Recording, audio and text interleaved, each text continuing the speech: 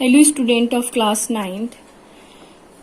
कल के वीडियो में हम लोगों ने देखा था कि chapter second is matter around us pure में कौन कौन से टॉपिक हमारे चैप्टर में इंक्लूड किए गए हैं और उसका बेसिक पॉइंट क्या है, किस तरीके से हमने क्लासिफाइड किया था मैटर को।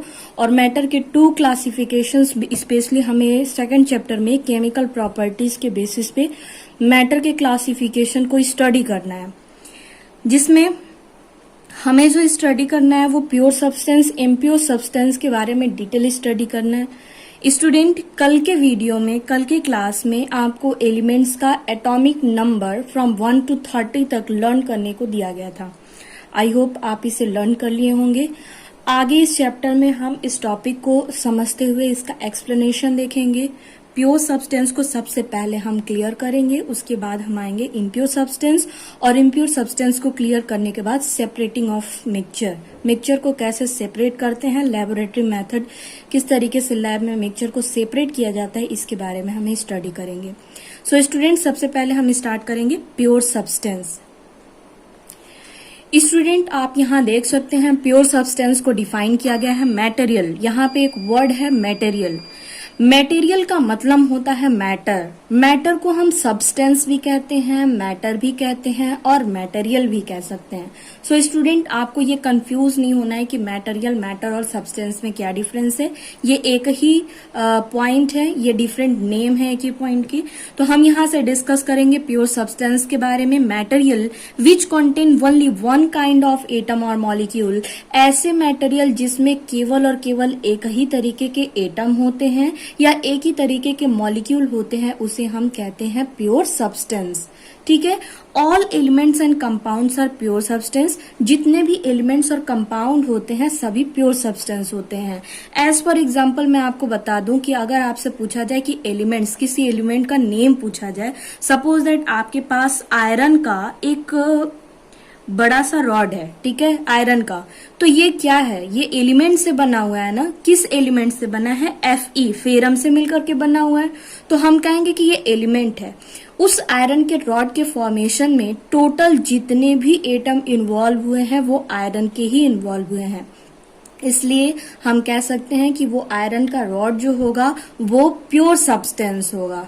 क्लियर? क्योंकि उसमें ओनली वन सिंगल टाइप के, एक ही टाइप के एटम्स इंक्लूड हुए हैं, इसलिए हम कहेंगे कि आयरन का रॉड प्योर सब्सटेंस है। अगर हम कंपाउंड की बात करते हैं, मॉलिक्यूल की बात करते हैं, सपोज दैट एक ग्लास में या किसी कंटेनर में हम वाटर को लेते हैं और उस वाटर में अदर कोई भी पार्टिकल प्रेजेंट नहीं है, केवल वाटर के मॉलिक्यूल हैं। वाटर के मॉलिक्यूल का कंपोजिशन H2O होता है, जिसमें हाइड्रोजन के 2 मॉलिक्यूल एंड ऑक्सीजन के 1 मॉलिक्यूल इंक्लूड होकर के H2O के 1 मॉलिक्यूल का फॉर्मेशन करते हैं।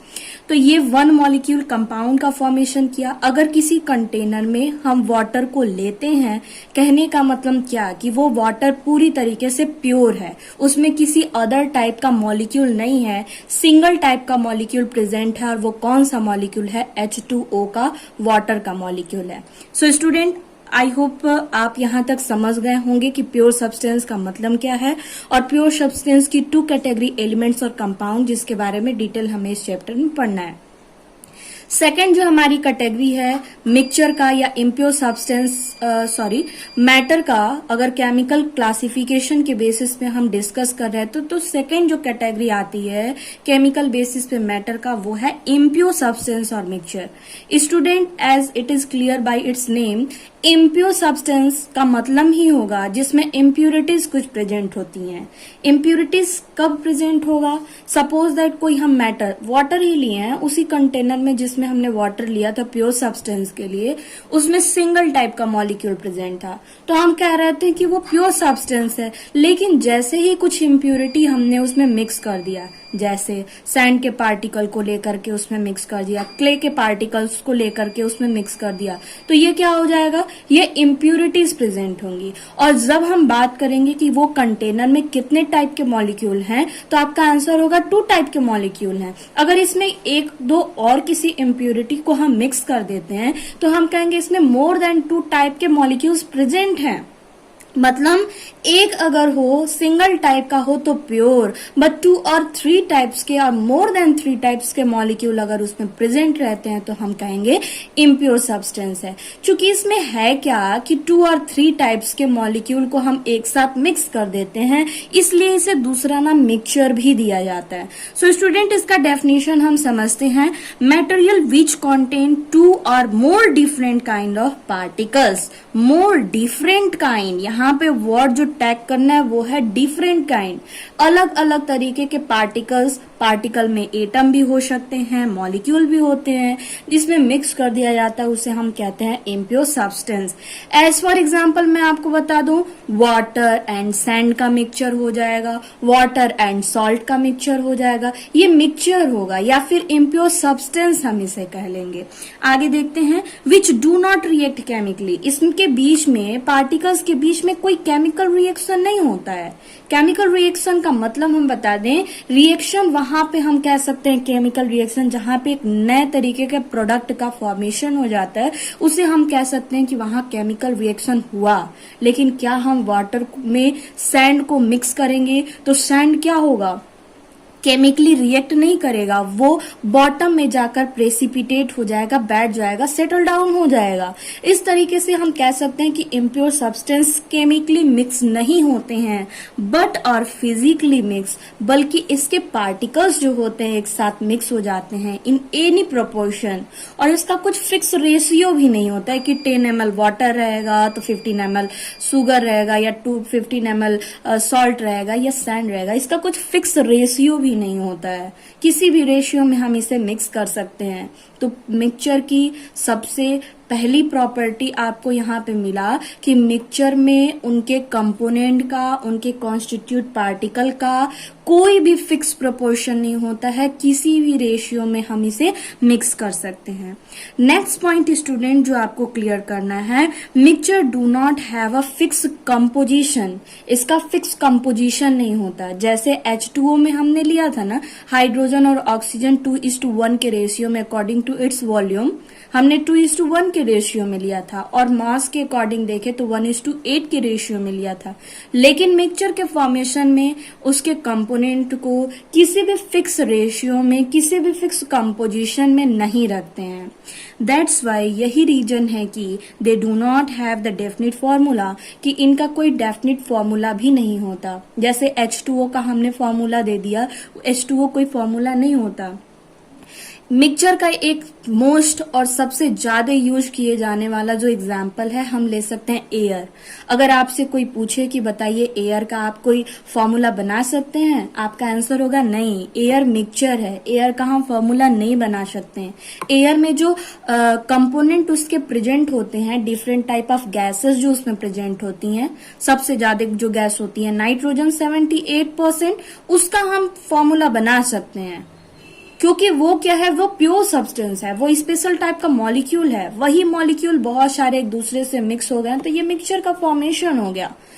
तो हमारा एक वर्ड आया, इंपॉर्टेंट लाइन है, air is mixture, air is mixture of gases, gases के मिक्सचर होते हैं एयर, ठीक है। इसलिए हम गैसेस का, एयर का कोई फॉर्मूला नहीं लिखते हैं क्योंकि इसका डेफिनेट कंपोजिशन नहीं है।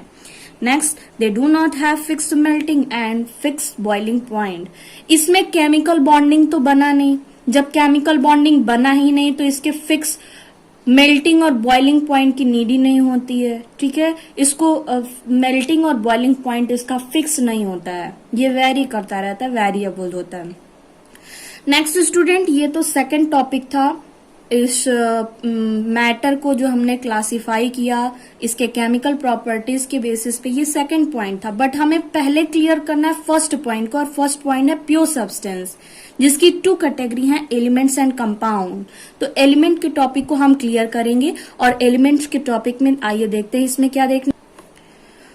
एलिमेंट्स स्टूडेंट, यहाँ पे बहुत ही शॉर्ट वर्ड में हमने आपको दिया है नोट्स। इसमें एलिमेंट्स टर्म का यूज सबसे पहले जिस साइंटिस्ट ने किया था उनका नाम है रॉबर्ट बायल।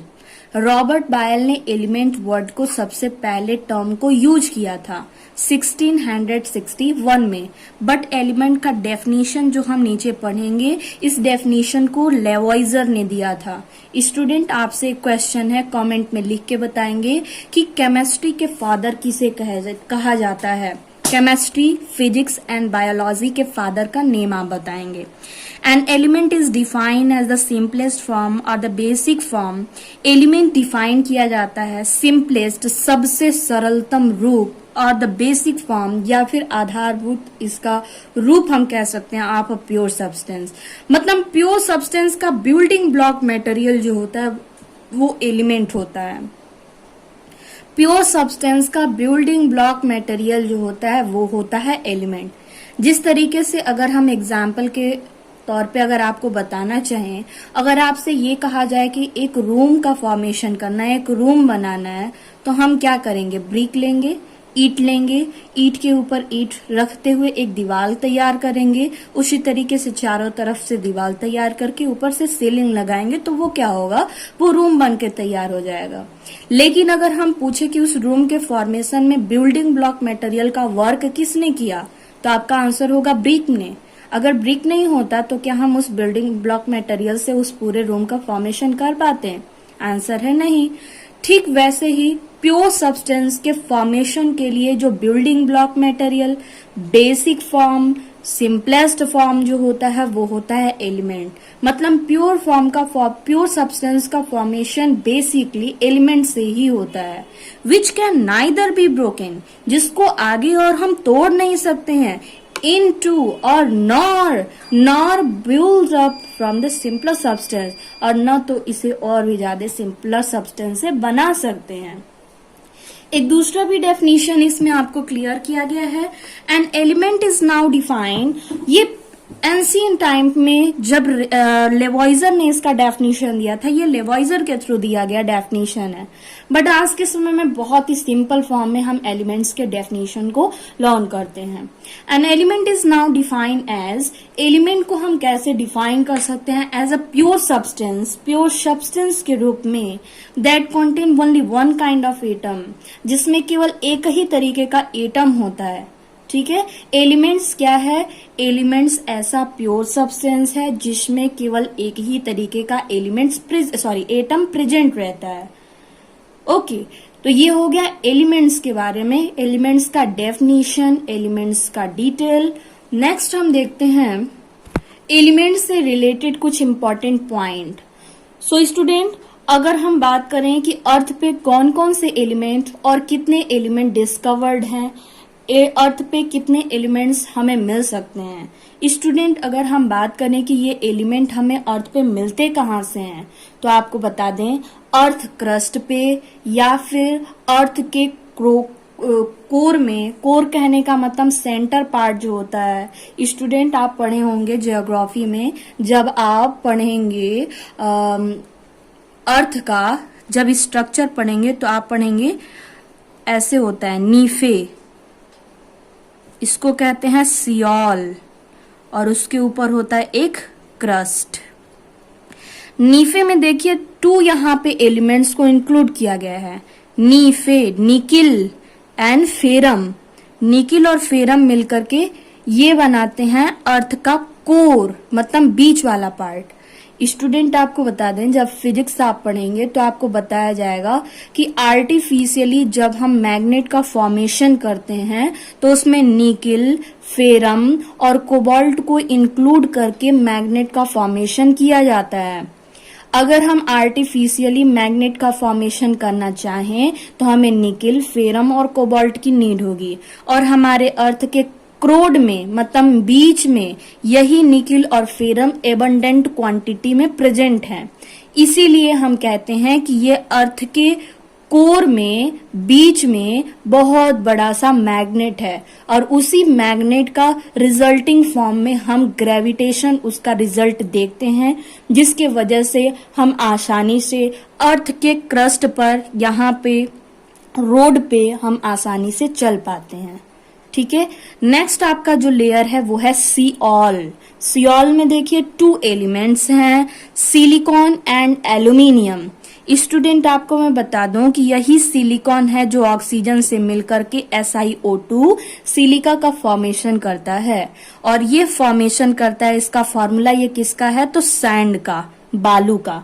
ये बड़े बड़े पत्थर होते हैं, किसके बने हुए, सिलिकॉन और एल्यूमिनियम का। मोस्टली ये एलिमेंट 4 हैं जो इसके कोर में और इसके मेंटल पार्ट में पाए जाते हैं। इसके अलावा भी बहुत सारे ऐसे एलिमेंट हैं जो अर्थ में हमें मिलते हैं, लेकिन ये अबंडेंट क्वांटिटी में है। नेक्स्ट है क्रस्ट। मैक्सिमम एलिमेंट हमें इस अर्थ के क्रस्ट में मिल जाता है, और इसी अर्थ क्रस्ट के सबसे ऊपर वाली लेयर को हम कहते हैं सॉइल। और इसी सॉइल के ऊपर हम अपनी बिल्डिंग, अपने घर, अपना होटल, अपना स्कूल तैयार करते हैं। सो स्टूडेंट, नेक्स्ट हम यहां से देखेंगे कि ये जो एलिमेंट्स हैं, एलिमेंट्स टोटल अर्थ क्रस्ट पे कितने हैं, या हमें टोटल कितने एलिमेंट्स नोन हैं जो हम जानते हैं। यहाँ पे मेंशन किया गया है टोटल 118 एलिमेंट्स नोन हैं जिसे हम जानते हैं। बट नेचर में, यानी कि अर्थ में या फिर हमारे अर्थ के क्रस्ट में या एटमॉस्फेयर में टोटल 90 एलिमेंट्स पाए जाते हैं, और नियरली बचे 28 एलिमेंट्स को साइंटिस्ट डिफरेंट टाइप के केमिकल रिएक्शन और केमिकल मीन से लेबोरेटरी में तैयार करते हैं। इसलिए यहाँ पे मेंशन किया गया है कि 90 इन नेचर, नेचर में हमें नेचुरल वे में जो मिलता है वो 90, और रिमेनिंग 28 एलिमेंट्स साइंटिस्टों ने सिंथेसाइज किया हुआ है लेबोरेटरी में। और आज भी अभी इस पे वर्क होता आया है, आज भी एलिमेंट्स की नंबरिंग बढ़ने की संभावना बनी रहती है। लेकिन अभी तक जो एलिमेंट्स डिस्कवर्ड किए गए हैं वो टोटल 118 हैं। स्टूडेंट, एलिमेंट्स को उनके स्टेट के बेसिस पे कि वो किस स्टेट में है, सॉलिड में है कि लिक्विड में है या गैस में है, इसके बेसिस पे एलिमेंट को क्लासिफाई किया जाता है। एलिमेंट्स को सॉलिड, लिक्विड और गैसियस स्टेट में क्लासिफाई किया गया है। एलिमेंट्स, बहुत सारे एलिमेंट्स ऐसे हैं जो कि सॉलिड स्टेट में हैं, बट केवल 2 ही एलिमेंट्स, 118 में से केवल 2 ही एलिमेंट्स ऐसे हैं जो लिक्विड स्टेट में हैं, और 11 एलिमेंट्स ऐसे हैं जो कि गैसियस स्टेट में हैं। सो स्टूडेंट, पहले हम गैसियस और लिक्विड एलिमेंट्स की बात करेंगे। 11 एलिमेंट्स जो कि गैसियस स्टेट में हैं, उनके नेम मेंशन किए गए हैं। हाइड्रोजन, नीचे हीलियम है। अगर हम एटॉमिक नंबर के अकॉर्डिंग इसे अरेंज करें तो hydrogen, helium, nitrogen, oxygen, fluorine, neon, chlorine, argon, krypton, xenon, radon. ठीक है, नॉर्मली हम ऐसे भी लर्न कर सकते हैं, हाइड्रोजन, नाइट्रोजन, ऑक्सीजन, ये हो गए 3। उसके बाद फ्लोरीन, क्लोरीन, ब्रोमीन, आयोडीन, ऐसे नेम आता है, उसमें मेनली हमें फ्लोरीन और क्लोरीन को लेना है। नेक्स्ट है जो नोबल गैसेस होती हैं या इनर्ट गैसेस होती हैं, उनका यहाँ पे है helium, neon, organ, krypton, xenon, radon. Total 6 है, helium, neon, organ, krypton, xenon, radon. ठीक है, ये total gaseous elements. Liquid elements, question ये खूब पूछा जाता है स्टूडेंट। 2 ओनली ऐसे हैं जो परफेक्टली रूम टेम्परेचर पे लिक्विड स्टेट में होते हैं, ये है मरकरी एंड ब्रोमीन। मरकरी ऐसा मेटल है जो कि लिक्विड स्टेट में होता है, और ब्रोमीन ऐसा नॉन मेटल है जो कि लिक्विड स्टेट में होता है। बट ऐसे भी एलिमेंट्स हैं जो कभी कभी रूम टेम्परेचर एवब होने पे लिक्विड स्टेट में चेंज हो जाते हैं, वो है गैलियम और सीजियम। स्टूडेंट, गर्मी के समय में, समर सीजन में गैलियम को अगर हम हाथ में लेते हैं तो ये तुरंत मेल्ट कर जाता है। यही रीजन है कि एक्सेप्शन के फॉर्म में हम गैलियम को भी लिक्विड एलिमेंट में इंक्लूड करते हैं। गैलियम का मेल्टिंग पॉइंट सबसे कम होता है 30 डिग्री सेल्सियस।